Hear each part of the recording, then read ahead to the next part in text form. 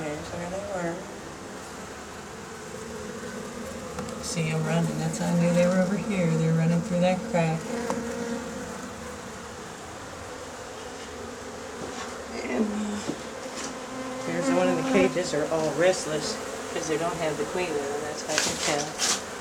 These here, they're taking care of the honeybee comb inside there, the worker bee, and acting like it's a beehive, but they're still real restless because they don't have their queen. So after I get her and put that other cage here, you'll hear the difference. And a lot of bees will come down here and get on the cages.